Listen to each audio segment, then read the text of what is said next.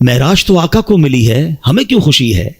جس سے پیار ہونا اس کے ہر عروج سے پیار ہوتا ہے، اس کے ہر انعام سے پیار ہوتا ہے۔ اچھا یہ تقسیم آج سے نہیں ہے، یہ 1400 ایئر سے پرابلم ہے۔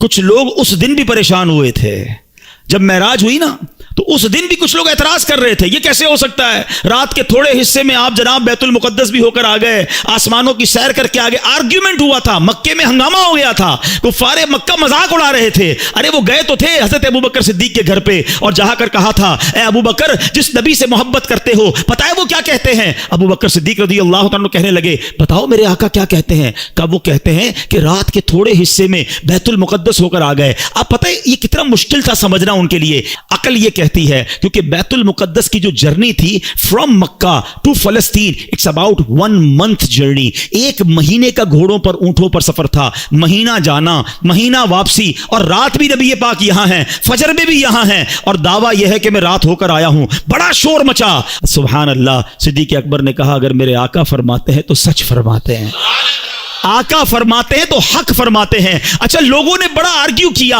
اے ابو بکر یہ تم کیسے کہہ سکتے ہو، یہ تھوڑی دیر میں اتنا بڑا سفر کیسے ہوا؟ حضرت ابو بکر صدیق نے کمال کا جواب دیا، کہتے ہیں میں تو اس سے بڑی بڑی باتیں بھی مانتا ہوں۔ وہ کہتے ہیں رب ایک ہے، میں نے دیکھا نہیں، میں مانتا ہوں ایک ہے۔ وہ کہتے ہیں جبریل قرآن کی آیت لے کر آتے ہیں، میں نے دیکھا نہیں جبریل کو قرآن لاتے ہوئے، قرآن میں نے مانا رب کی کتاب ہے، نہ قیامت دیکھی، نہ جنت دیکھی، نہ دوزخ دیکھی۔ جب میں تمام چیزوں کو بن دیکھے مانگتا ہوں، تو جب میرے آقا فرما رہے ہیں تو سچ فرما رہے ہیں۔ اچھا اب تھوڑا سا لاجیکلی بھی سمجھا دو، ینگسٹر بیٹھے ہیں آج کل، بڑی کنفیوژنز پھیلائی جاتی ہیں، یار یہ معراج جو ہوئی تھی نا یہ خواب میں ہوئی تھی، انکار تو کر نہیں سکتے، قرآن میں ذکر ہے، تو کہتے معراج ہوئی تھی مگر خواب میں ہوئی تھی۔ اب میں ذرا لاجیکلی آپ کو سمجھا دیتا ہوں۔ آپ کا بچہ صبح اٹھے آپ کے برابر میں سویا ہو اور کہ ابو رات میں لندن بھی گیا تھا، امریکہ بھی گیا، پھر آنکھ کھلی تو آپ کے برابر میں سویا تھا، تو آپ کیا کہیں گے؟ بیٹا سو جا، میں بھی رات بھر گھومتا ہی رہتا ہوں، کوئی مسئلہ نہیں ہے۔ خواب میں تو ساری دنیا ہی گھوم رہی ہے نا، تو اس میں اچھا اب مزے کی بات دیکھو، جو 27 رجب کی صبح مکے میں آرگیومنٹ کریٹ ہوا، سچ بات بتاؤں یہ ہمارا بھلا ہو گیا۔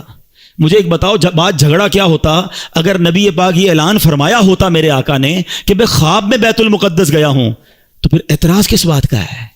یہ اعتراض بتا رہا ہے، یہ آرگیومنٹ بتا رہا ہے کہ میرے آقا کا دعویٰ یہ تھا کہ میں جسمانی طور پر گیا ہوں، یہ سیر میں نے فزیکلی کی ہے، یہ آرگیومنٹ بتا رہا ہے، یہ کفار مکہ کا اعتراض بتا رہا ہے کہ نبی پاک نے 27 کی مارننگ ریویل یہی کیا تھا کہ میں جسمانی طور پر بیت المقدس گیا ہوں۔ ایمان والے اس وقت بھی مان گئے تھے، ایمان والے آج بھی مان رہے ہیں، ایمان والے اس وقت بھی خوش تھے، ایمان والے آج بھی خوش ہیں۔ اس وقت بھی ابو جہل کو پرابلم تھا، آج بھی کچھ لوگوں کو پرابلم ہے، وہ پرابلم مناتے رہیں، ہم خوشیاں مناتے رہیں گے، اور اللہ ہمیں نبی پاک کے بارے میں ہمیشہ پازیٹیو اور خوشیاں منانے والا ہی رکھے۔ یہ صدیق اکبر کی شان ہے۔ فرام دیٹ ڈے صدیق اکبر صدیق کہلانے لگے، کیونکہ تصدیق کی، آپ نے بن دیکھے تصدیق کی اور خوشی بنائی۔ وہ پنجابی لوگ بڑی پیاری بات کہتے ہیں، اللہ کرے ہم بھی ایسے بن جائیں کہ ایسی منن والے ہیں، سوچن والے نہیں ہیں۔ مجھے ایک بات بتاؤ، کویسچن تو وہ کرے جس نے باقی ساری چیزوں میں کویسچن کیا ہو۔ اللہ کو ہم میں سے کس نے دیکھا ہے؟ ہمیں تو آقا نے فرمایا رب ایک ہے، ہم نے مان لیا۔ کتاب بتائی کہ یہ قرآن ہے، ہم نے کہا رب کا کلام ہے۔ جب ساری باتیں نبی پاک کی مان رہے ہیں، وہ بتا رہے ہیں جنت میں جانا ہے، دوزخ میں نہیں جانا ہے، وہاں عذاب ہے، قیامت آنے والی ہے، ہمیں تو سب ملا آقا کے صدقے ہے۔ تو یہی آقا جب فرماتے ہیں کہ معراج ہوئی ہے تو یقیناً ہوئی ہے، اور سنو یہ آقا معراج کی رات بھی تمہیں بھولے نہیں ہیں۔